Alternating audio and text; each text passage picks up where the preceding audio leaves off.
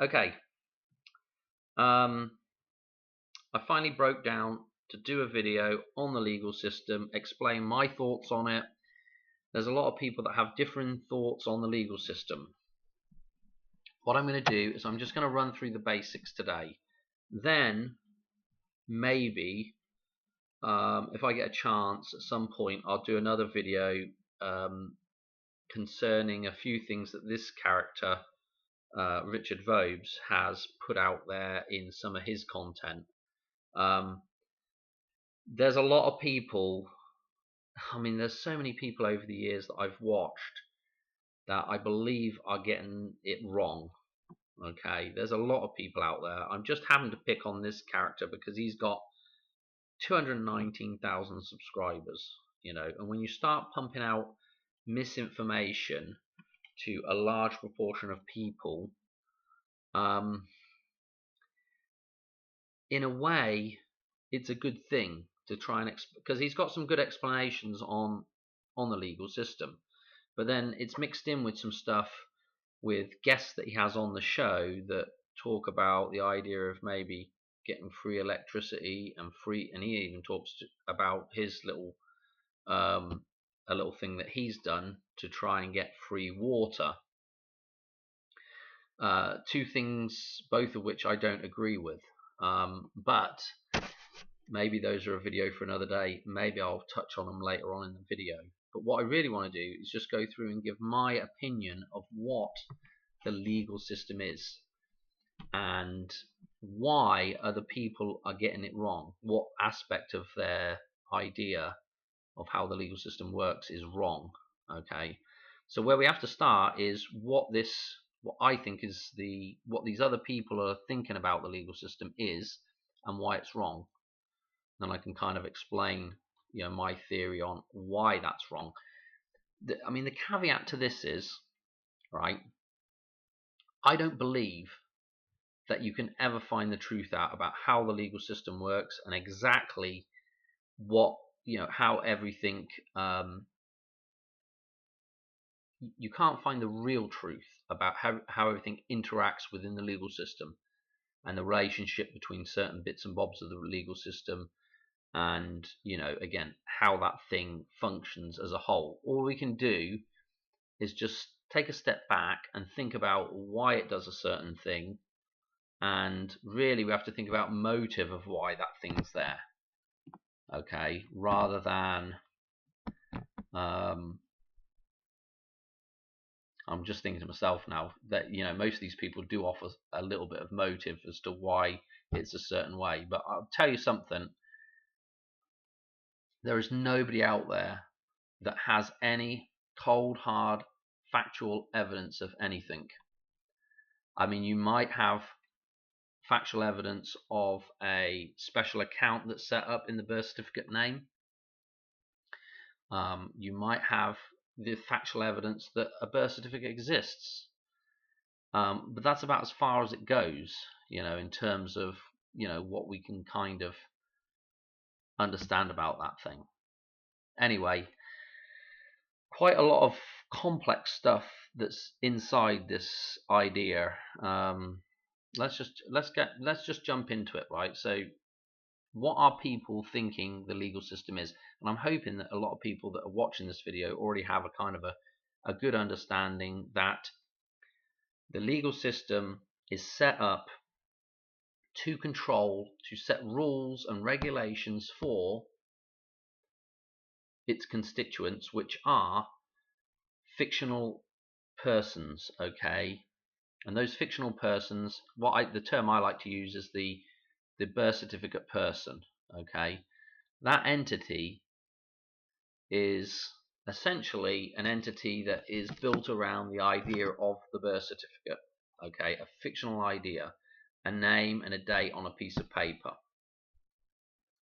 That name and the name and the date came from, or was copied from, a real live birth, okay, of a man or a woman. When I use the term man, really and when others use the term man, and when you see it in old documents, you've got to think about the context of that word. most of the time it's referring to the idea of mankind. Okay, so don't take it as like a sexist, idea. Take it as what that word probably meant was mankind. So when a man does this, when a man does that, I hear a lot of people, even like Richard, tries to use the terminology man and woman as well in there, but really, if you say man, most of the time what we're referring to is the idea of mankind, a man, be it a man or a woman, they're basically the same thing. Okay, in the context of the language there. Anyway, getting sidetracked. So we've got this separation. We've got the fictional entity on one side, which is part of the legal system, that is created from a live birth. It's just a name and a date copied from a live birth. And then you have you, the living man, okay, that is born into the world, right? Those are two separate things. I think most people in the truth community understand that, and then they understand the fact that there's a language that controls the birth certificate person, okay, and that language is legalese, okay, or however you want to describe legal language. That language is what is controlling the fictional entity, the birth certificate person. Okay, so most people are up on that. Okay, now, and there's a whole, I mean, without going through it, there's a whole bunch of caveats to those two ideas right there, which I'm not gonna explain every little detail. We're very generalized at the minute. Okay. Anyway, the next thing is we've got the different language. We've got the separation of the fiction and the real man, and so the idea, the people that run the legal system are wanting man to step into the role of that fictional character. They want man to take responsibility for that fictional character in everything he does, and therefore be subject to the rules of the fictional character. Okay, and so that's where the trick comes in with language and the rest of it. Okay, there's a huge caveat to the idea of jurisdiction of language. It's actually a video probably for a different day, and it's probably an hour-long video talking about the idea of jurisdiction of language, and it's something that really is the next step after this video, I guess. We'll save it for another day. But anyway, so there's a trick being played on man, and it's actually provably a fraudulent trick. But again, that's for another day. Now, a lot of people within the truth community will also be aware that there appears to be a huge sum of money attached to this fictional birth certificate person. Okay, and it's somehow connected to the idea of this creation of a bond. The government creates a bond on the name, and obviously they sell that bond, okay, or take a payment on it, which they will repay later at a later date, and that's really all a bond is, an IOU. And so they take that money, and I guess it goes into a big account somewhere, okay, named for whatever name is on the birth certificate. Now, what most people will say is that money is, the man that just got born, the real living man that got born, that's his birthright there. That's his share of his share of the wealth of the nation, which is complete poppycock off the bat anyway, because the money that is created there is actually, there's no value to it at all apart from a perceived value. So he's not given I mean, you can argue it the other way. You can say, well, you can exchange that value, but if you can't access that value, is, you know, the question is there really any value there? Boy, I don't really want to get sidetracked on kind of discussing that over in my head, because you can flip that either way. But that big account that's there, what people say is that's your birthright, right? And that it's there as a trust account for the benefit of the man. That idea, to me, or any minor little variation of that idea, is wrong. I mean, maybe they say it's the benefit of the legal fiction. That idea to me is wrong. That idea of that account is there to pay for something. If you don't want to pay for something, you can simply charge it to that account. Which if you go in these circles, you'll heard these ideas before. And again, this is what old Richard here has tried to do with his water bill, which is not a good idea. So taking money from that account, or trying to take money from that account to pay for a bill. I'm going to explain why that account's there, why I think it's there. I don't think out of the goodness of somebody else's heart that set up the government, and they said everybody should have an equal share in the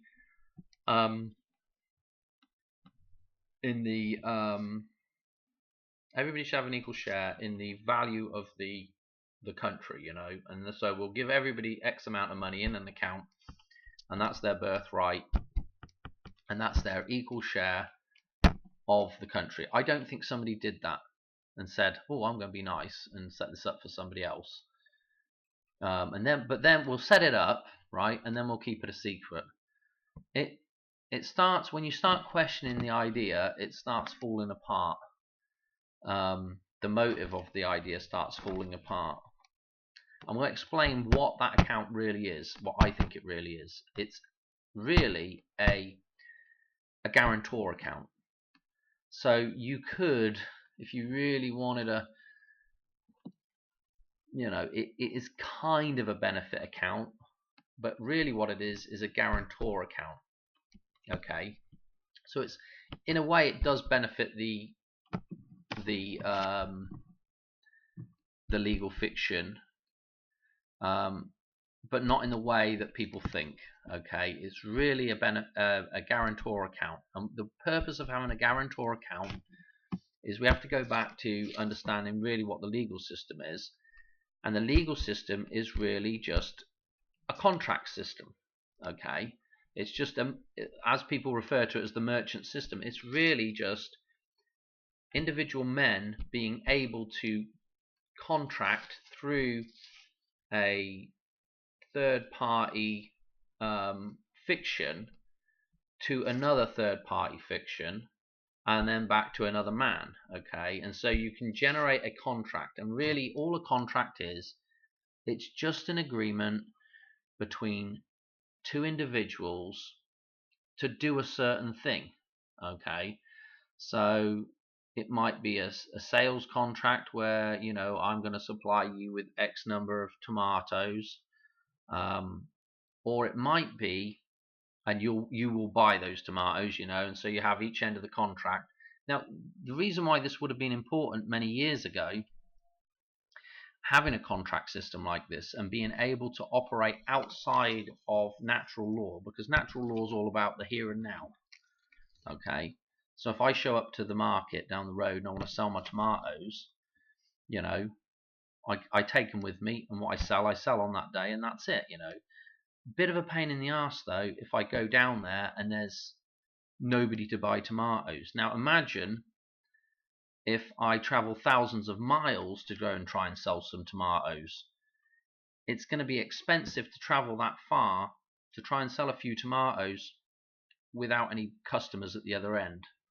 So this is why we need, this is the kind of idea of why we need a contract, is to operate outside of natural law, is to have a guarantee there that when I get to a certain place to sell something, I've got somebody to buy it. So I have a contract with the buyer before I even go to sell those tomatoes. So when I do my long trip It's not a wasted journey.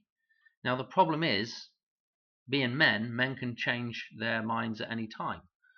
That's the beauty of natural law. If you say, well, I'm doing something for somebody and all of a sudden it's no benefit to me, I can just say, hey, I'm done with that. I'm not going to carry on doing it. Whereas when you go into a contract with somebody, it's a little more difficult what needs to be more difficult to get out of that contract, because potentially the whole purpose of a contract is to add some kind of security to what you're doing, to have a guarantee that the things that you want to happen will happen. Okay, so what do we need in order, because we can't, like if a man changes his mind, you can't do anything about it.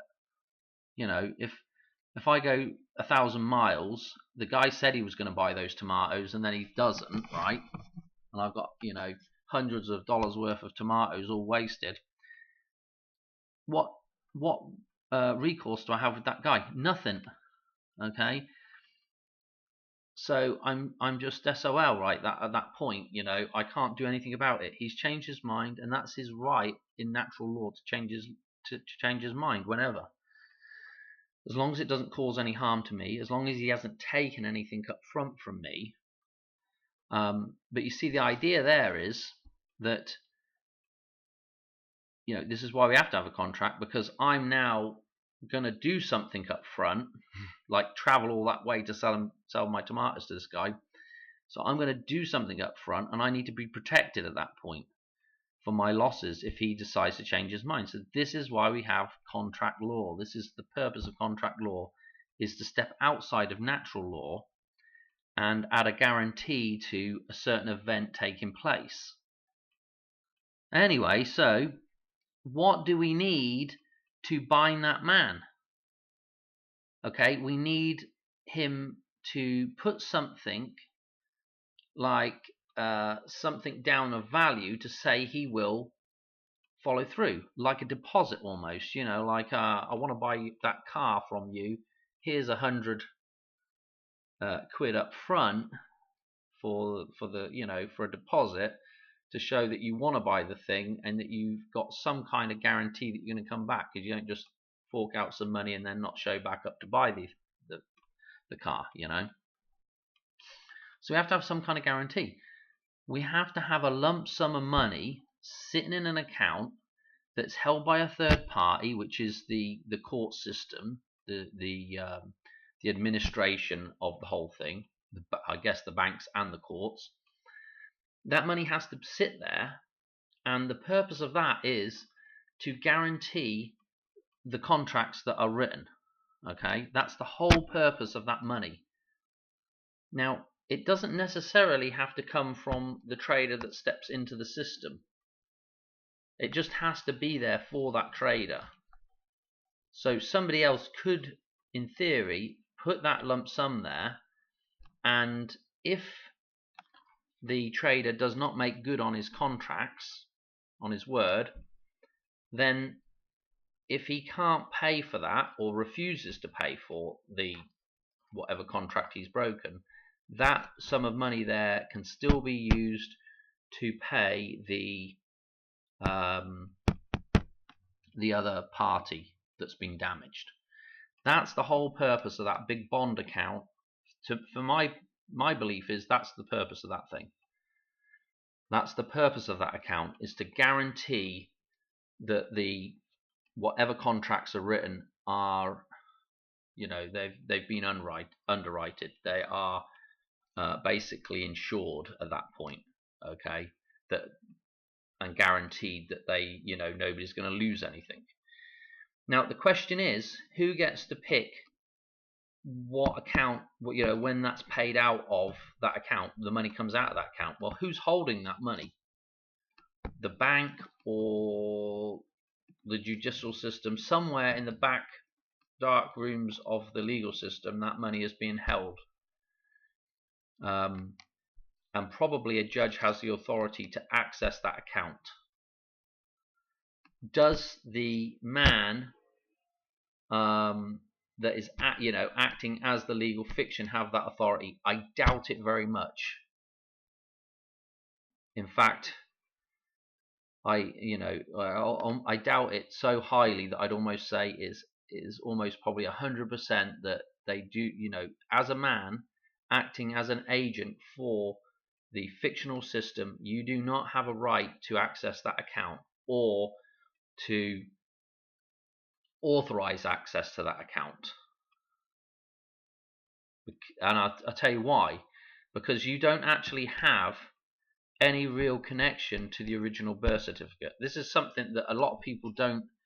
This is another thing here that's important to understand. Who holds the original birth certificate that everything is based from? The legal system holds that thing. They only send you a copy.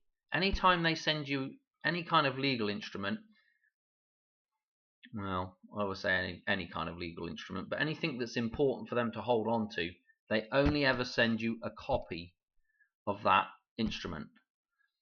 It's like my deed for my house. I don't have the original deed for my house. That is tucked away in a filing cabinet somewhere in the county office or wherever they hold those things, right? I don't have that thing. All they do is they send you a copy of that thing. The same with the birth certificate. They only send you a copy of the birth certificate. Okay. I'm trying to think of anything else. I can't off the top of my head because you have to check those things. But yeah, you're only getting a copy of that thing. It's important. It is super duper important that if you want to control something, you must have possession of that thing. So the piece of paper that's in the filing cabinet, the original birth certificate, they must keep a hold of that thing. They cannot give the original back to anybody. Okay? Because they want to have authority over that thing. You have to possess something to have authority over it. Okay? If I got my car in my driveway, that's my car. I possess that thing. Nobody else has the authority to take that thing, regardless of what people might say. They don't. The same with your home. That's a physical possession that the man possesses. Doesn't matter what's written down on a piece of paper, what rules and regulations are written down on a piece of paper.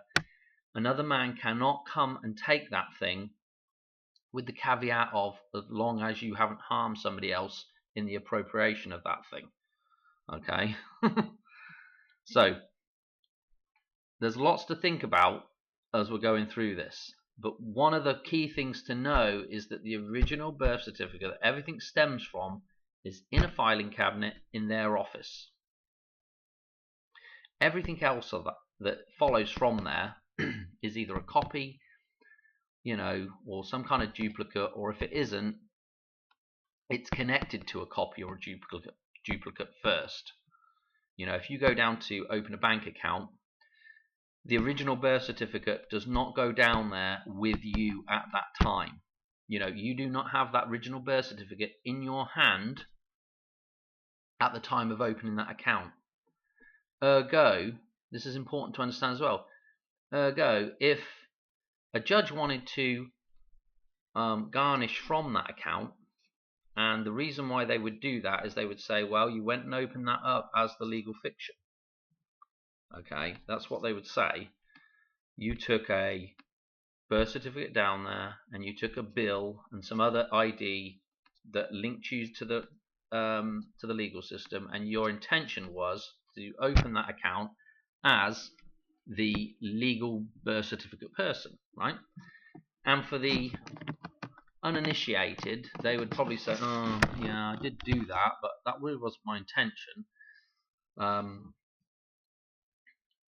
Which might or might not get it out. You might or might not get out of whatever's going on there by saying it wasn't your intention. A very important thing as well is to understand what intention is and who knows intention. Okay, we'll get onto that in a minute as well. But anyway, so if I was going, so that's what the judge would argue, that you've gone to start that account as the birth certificate person. Now the counter to that, to somebody that knows the system, is to say, no, you can't do that. The problem is I never went down there with the original birth certificate, the thing that you have jurisdiction over. I never had that in my hand when I went and opened that account. If I was setting it up as the original birth certificate that you have jurisdiction over, I would have had to have that original birth certificate with me. It would have had to be present, which it wasn't. They may argue that, well, it's present in anything legal because it's just an idea. No, because there's a switchover between physical and metaphysical, right? So the problem is, any time that you want to, this is very difficult to explain, but possession again, and having possession of something, in order for me to be that thing that they want me to be, I really have to have possession of the same thing that they have possession of as well. We have to be, somebody has to have possession of that thing at the same, you have to have possession of that thing at the same time, which is fortunately impossible.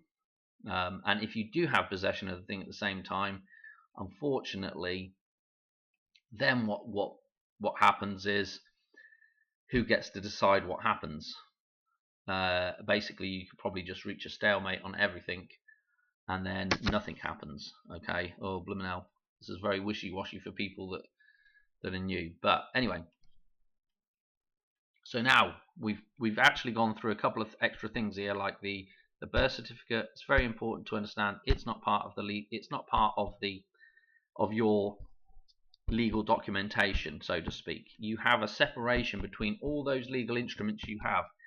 In theory, each one of those individual instruments is a separate entity in its own right, which can be accepted or denied by the legal system. If they want to accept it as a connecting piece of documentation to the original birth certificate, if it benefits them, they will.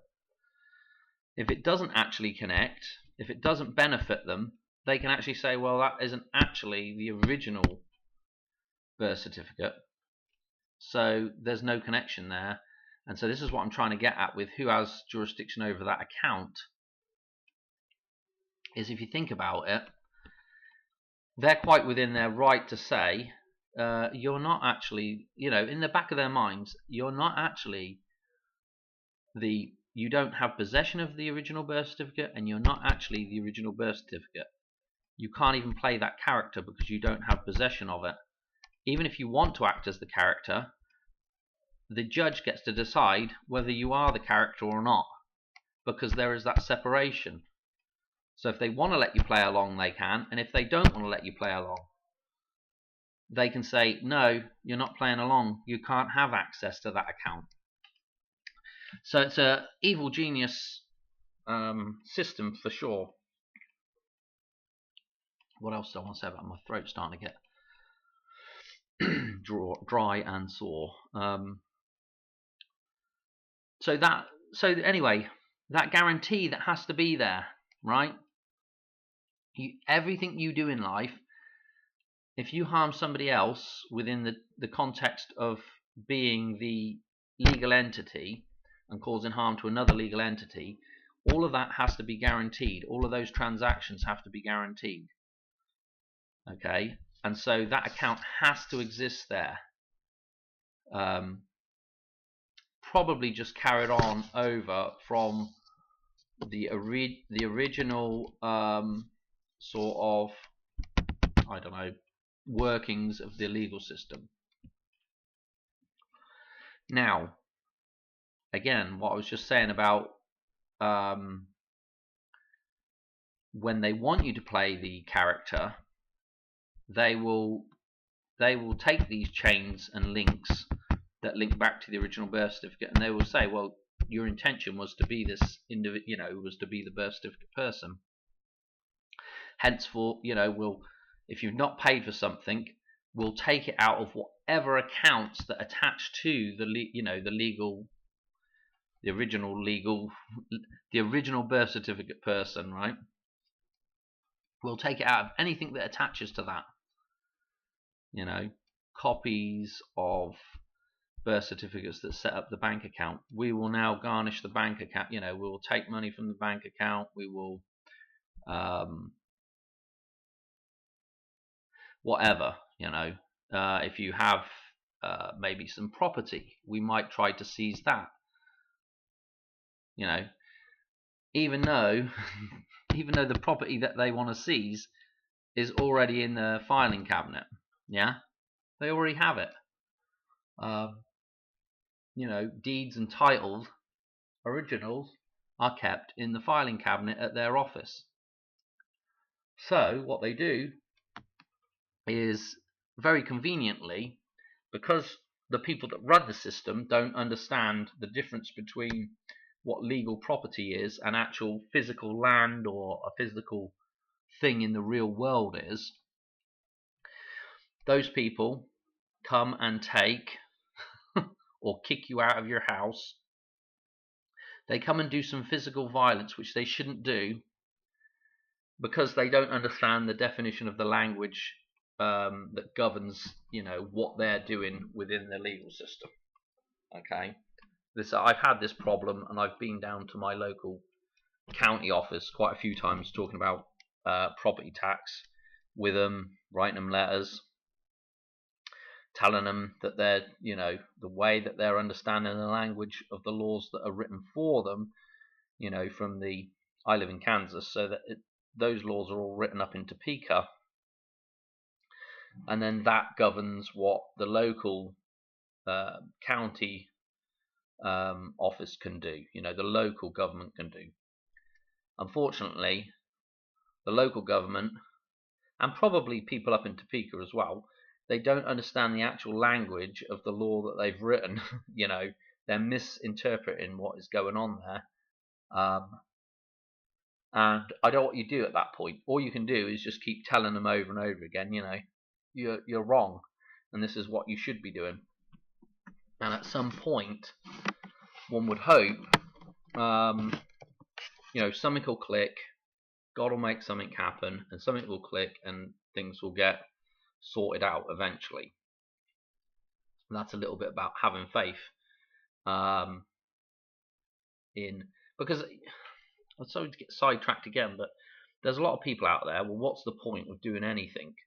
Because you can't change the system, Well, I don't really think that there is I kind of agree with people. It's highly unlikely that one person will just change the system just like that.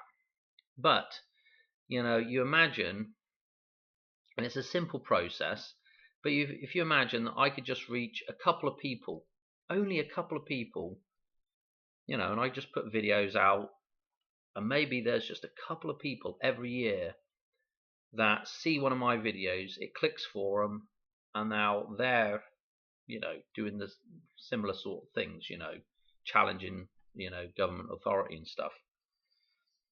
So it only takes me to get a couple of people, and then they get a couple of people, and then you get the snowball effect.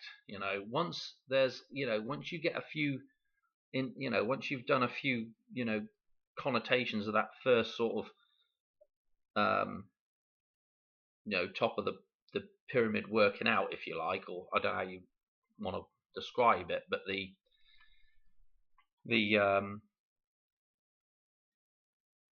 it's like one of those pyramid schemes in reverse, where you put your energy out there, you put your ideas out there and your thoughts about how that thing works, and a few other people, and it just at some point it just starts growing exponentially, is what I'm trying to say. Okay, so you have to start off somewhere, and it doesn't take that much effort to write a letter. I mean, it does take quite a bit of effort, but it's not like you've got to go down protesting every day and shouting at people and going crazy. I've done several letters. It doesn't go anywhere. They probably just throw them in the bin. But what I've done is to me, with my conscience, I'm clear. I've done something. rather than just saying, oh well, I can't do nothing. What's the point? There's something to actually doing something, and there's something to actually telling people when they're doing something wrong. We don't have to get into like a big fight about it, but you've got to start somewhere by telling somebody that they're doing something wrong. I know there's people out there that are pretty extreme about, like, they go pretty mental about people doing wrong to them, but you just got to tell them, the calmer that you can tell them, the more sort of without going and screaming and shouting, so that they can actually sit there and listen without them getting their backs up either too much. You got a chance that maybe somebody will sort of, you just concede the idea with them, and that's about all you can do, really. Yeah, anyway, got sidetracked there. So coming back to this guarantor account, which I don't think we can access. I don't think we should be trying to access it, and I certainly don't think, like what Richard was doing, to let me go through his little story. There's a couple of stories involving this character, and there's several other people out there that are doing just crazy things, really, trying to get free stuff out of the system. It will not work. I can almost guarantee it. And also, another thing I will point out is with like utilities, this is going on in the UK, by the way, and some of these videos are months old, so God knows if they're still doing this or what, I don't know, but I'll talk about his little thing first. He'd switched his water bill for some reason. I think there was some kind of data breach, and he said, no, I just want to go back to a paper water bill. Okay, and so because he changed back to a paper water bill, they sent him this great big bill, which was probably like a year up front or whatever. And anyway, what he ended up doing is he ended up he wrote something on the bill and sent it back to him, which was an attempt at trying to say, hey, take the money for the bill and apply it to this account, this bond, well, this trust, this beneficiary account set up for the fictional person that's on the bill, the name that's on the bill. And there's some special way of doing it with blue ink, and it's just like, oh my god. Anyway, he sent that back to him, and supposedly he waited a few months, and he got another bill back, a smaller bill. So I think he assumed that other bill had been paid, which it probably hasn't. They probably just switched him to like a quarterly bill or something. And so he got a smaller bill back, and he's done the same thing again, or he was going to do the same thing again. If we're going into, part of this sort of going into the truth, going down this path of truth, right, is coming to a realization that you kind of have to take responsibility for what you use in life. Yeah. So this is this idea of, pay Caesar what he's owed, but you should only really pay him what he's actually truly owed. And so this thing with the water bill, I don't know what level of involvement the government have with water in the UK anymore. I don't know how much of that is farmed out to private companies and how much is still sort of semi-run by the government. But anyway, it doesn't matter.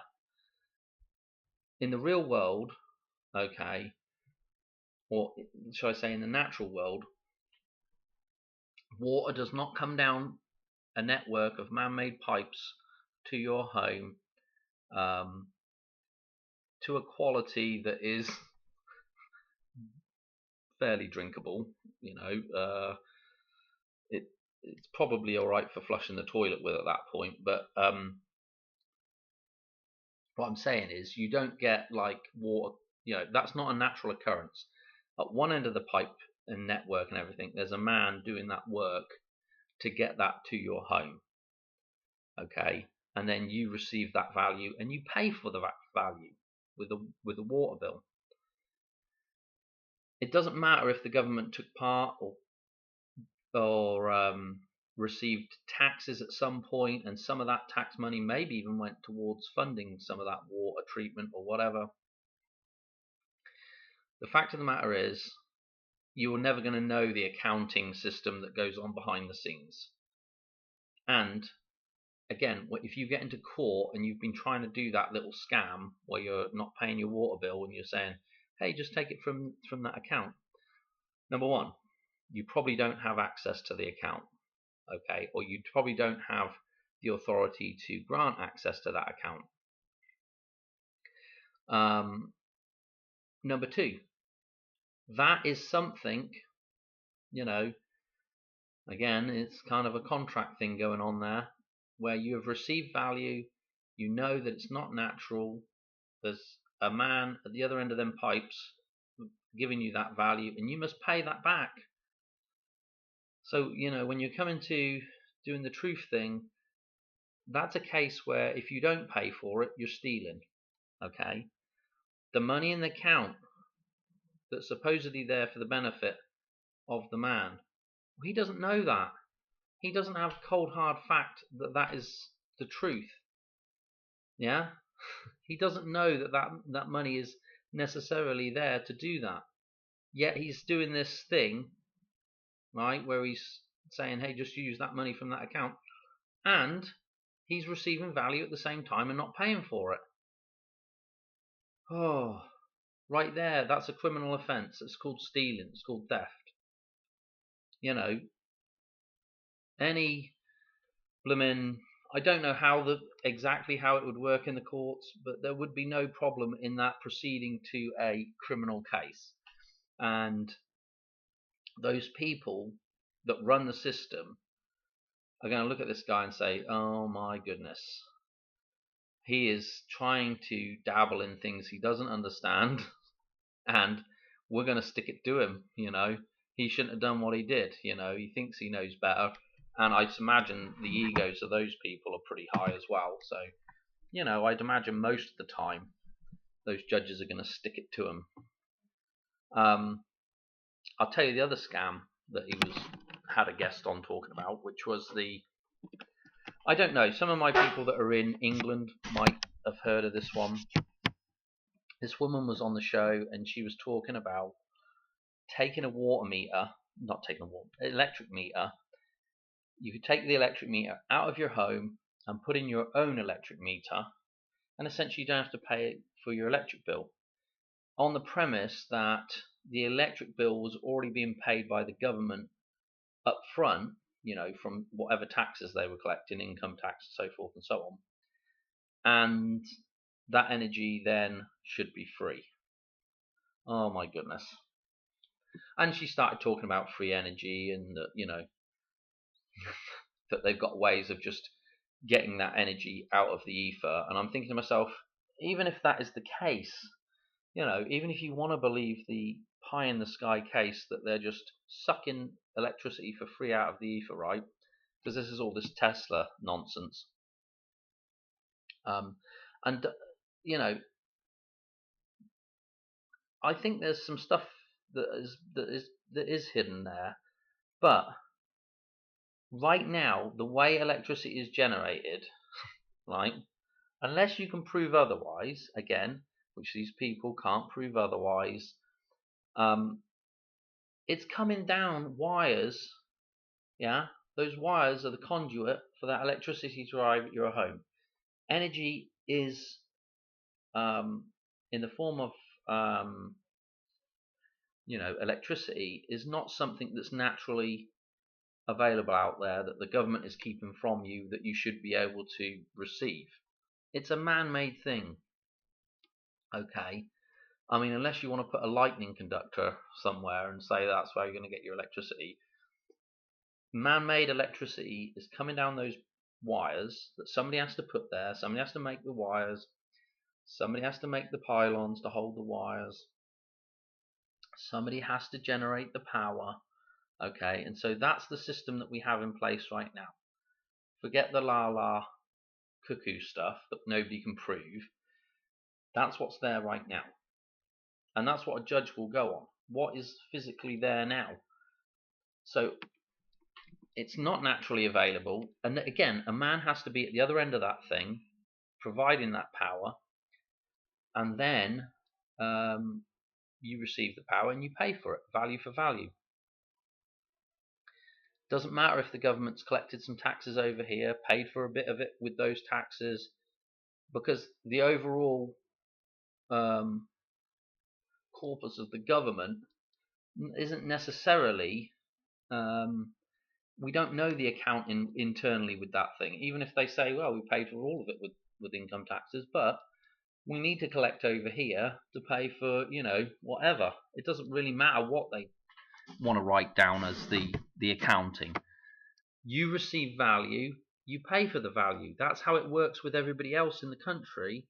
And now all of a sudden, these people think, oh yeah, we'll just get it for free. Again, that's part of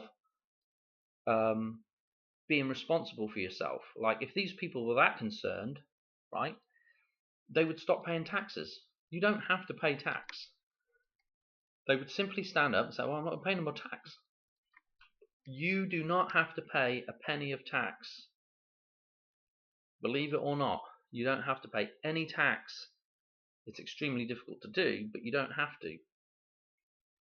And again, these people actually could set up their own solar panels and battery banks and whatever they need. They could set that stuff up and generate their own power. But they don't do that. It's like, oh, and I think a lot of people hear this, and a lot of people are, in a place where they are struggling, and they see, oh, free, I can get my energy for free. Oh, we just do this. We'll just change the meter. Again, it's stealing. Oh, there was a few people that they mentioned that were doing that meter changing and still sending a meter reading into the national grid to say, well, I've used this much. I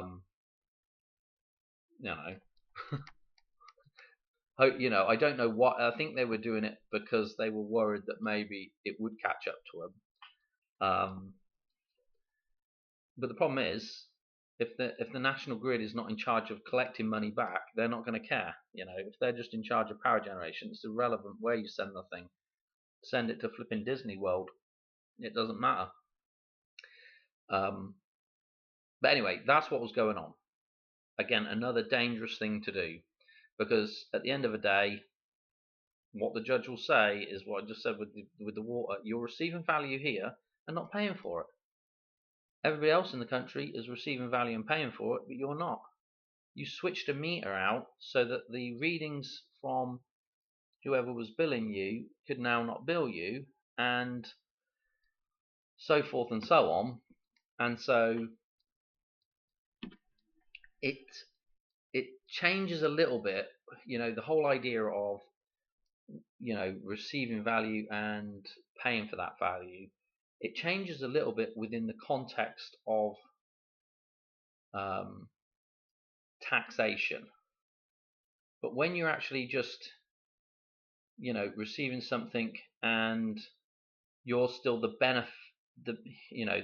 living man is still benefiting from whatever he's receiving, it doesn't matter if it's via the fictional entity or not. It doesn't matter how that comes to the man, you're still responsible at the end of the day as the man. Because I think some of these people think they can just say, well, I'm not that fictional entity that they were billing. And you're not, but who received the value is what the judge will say. Well, that's irrelevant. Who received the value is what they'll say. Did you receive that value and use it yourself as a living, breathing man? Criminal case.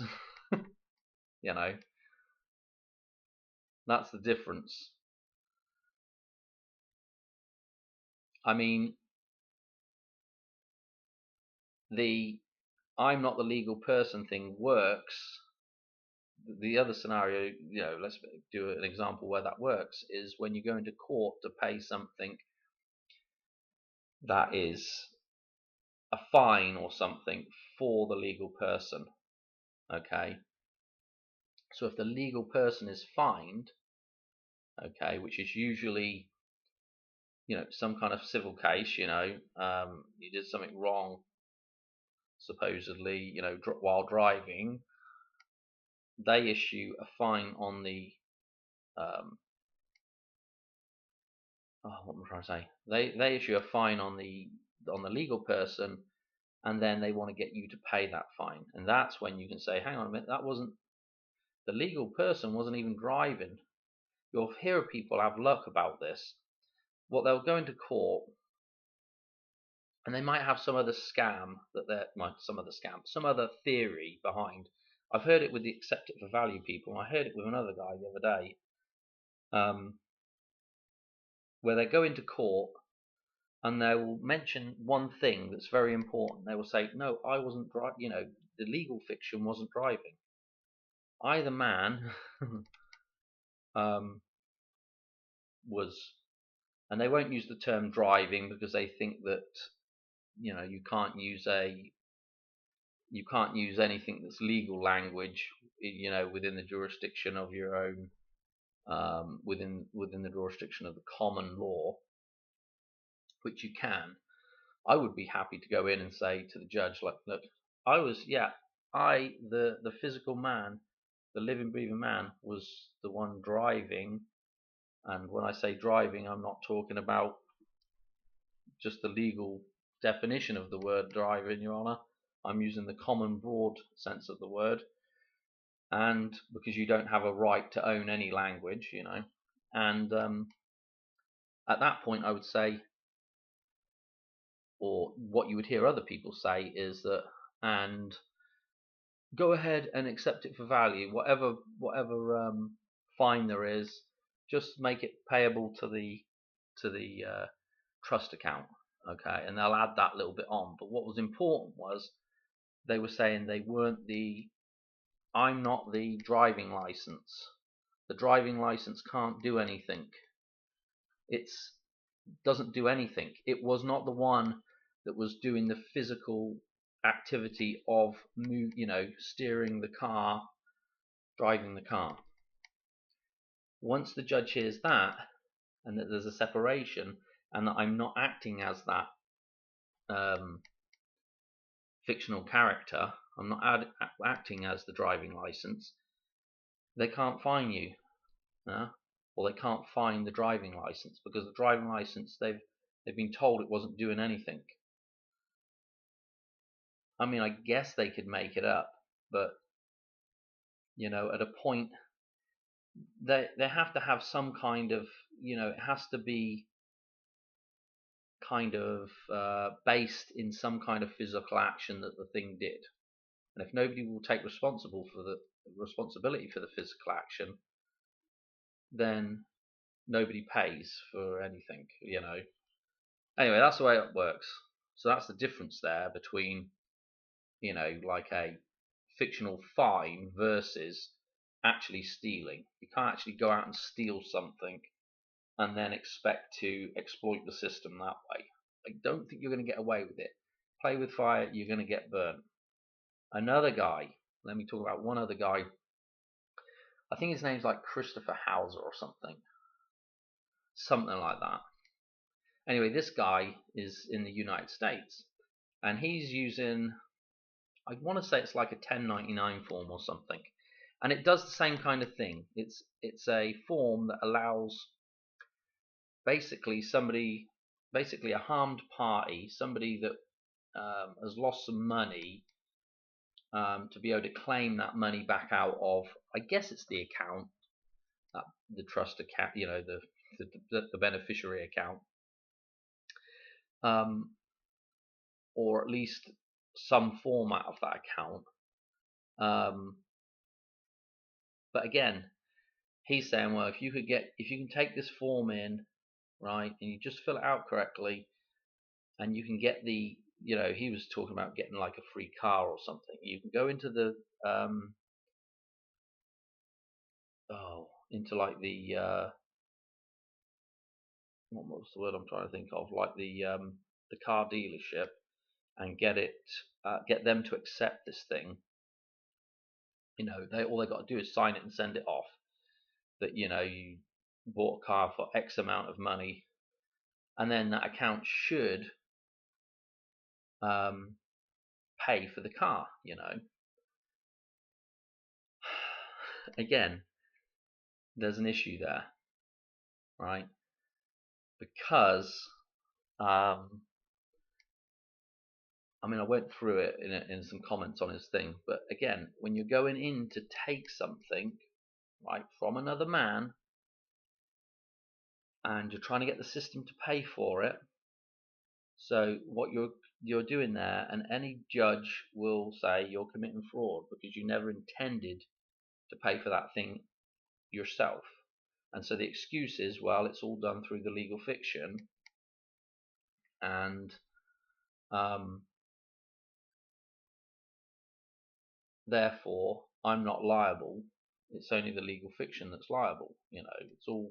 This is all legal fiction, and if you're really good with your knowing who you are, you can probably get away with it. But if you falter a little bit, or if you get an arsehole judge that says, well, hang on a minute, you never really intended to buy that car. You intended, by going in there with the form work up front, you intended to commit fraud at that point, because you never went in there to set up an actual I think what they were doing is trying to get credit, but they'd never had no credit.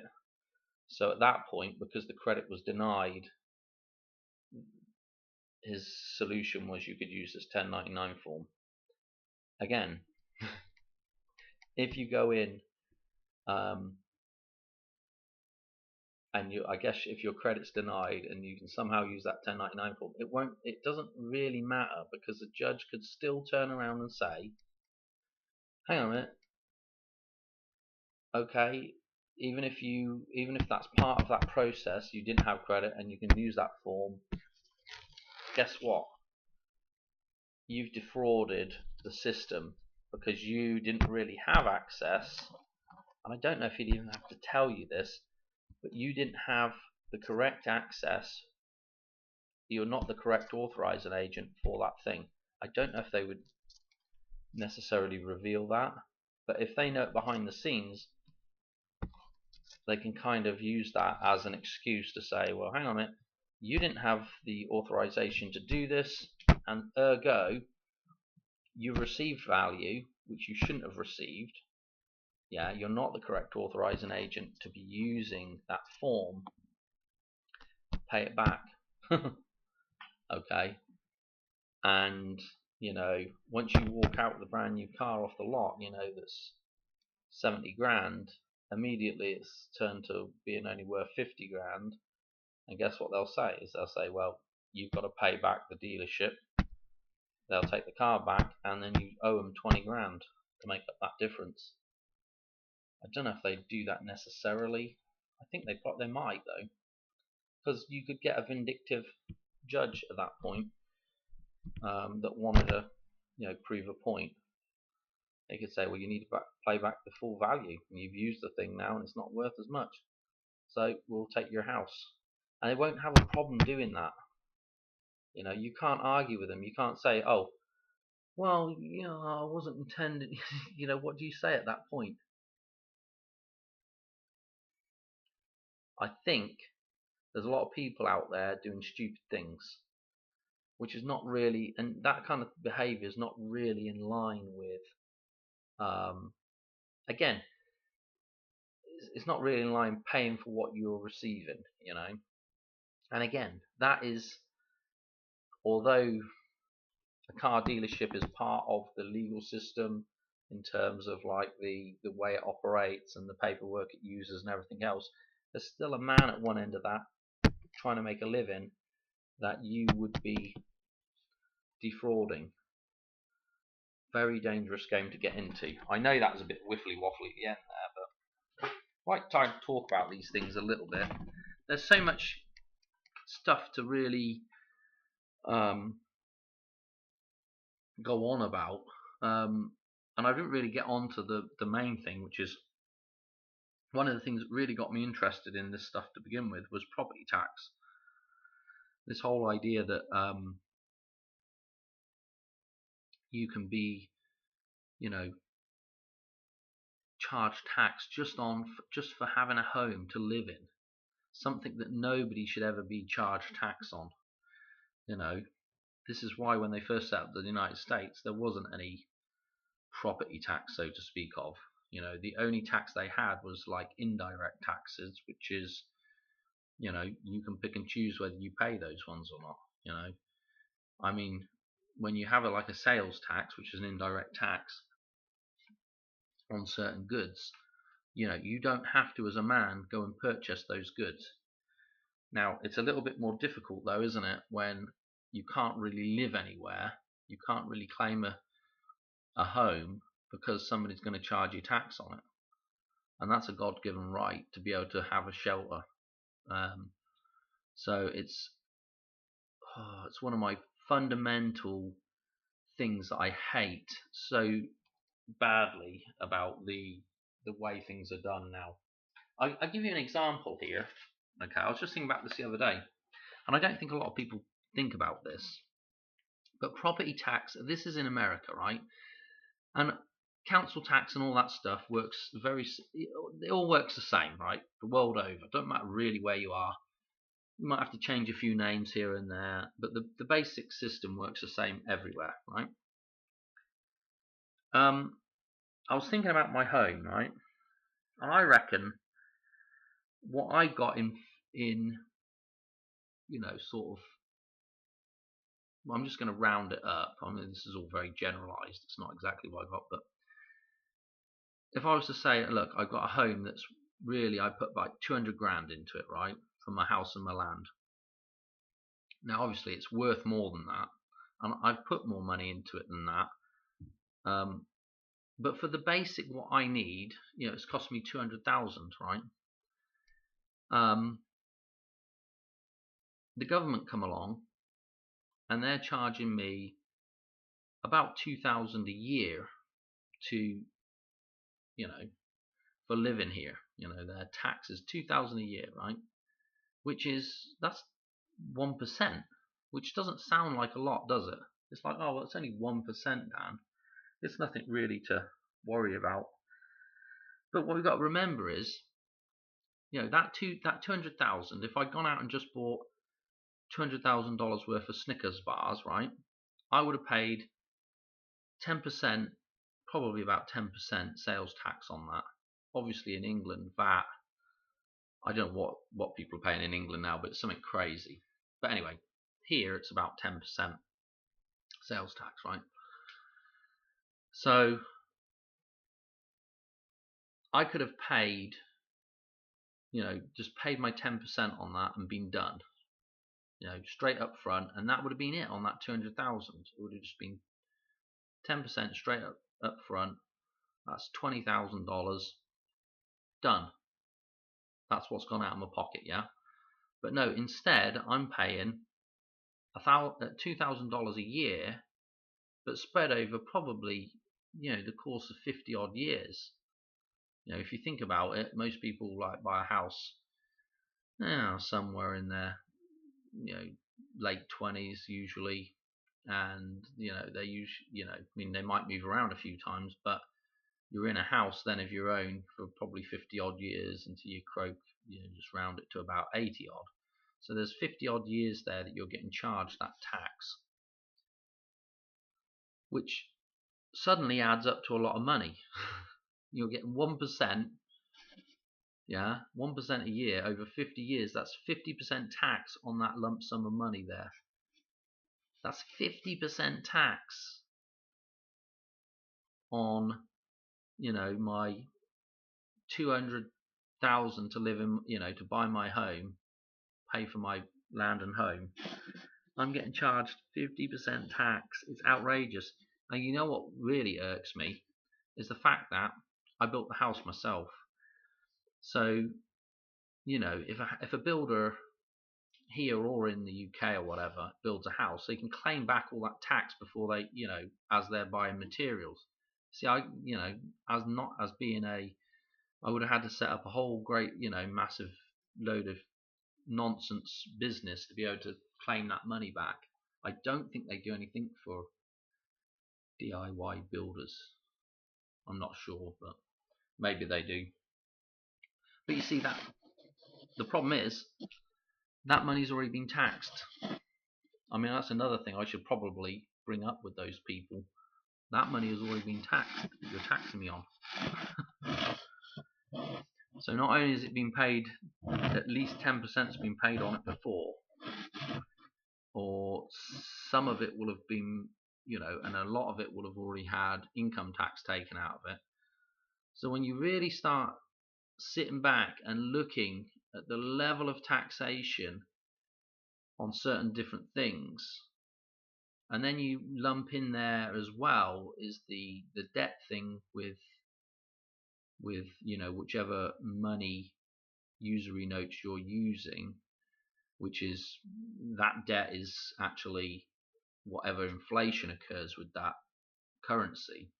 When you start lumping all that together, the level of tax is absolutely phenomenal. It's just it has to be somewhere over the 50% mark, I would say. Just guessing. It has to be over 50%. I know some people are screaming at me, it's way much more than that, Dan. But yeah, it's just crazy, isn't it? That should be enough to make anybody mad, And then, yeah, I'll give you a story. Then to top it off, so this is what makes it even worse, is that I don't earn an awful lot of money. I probably earn somewhere in the region of $1 or $2 an hour on the farm, if I'm lucky. So I don't earn an awful lot of money.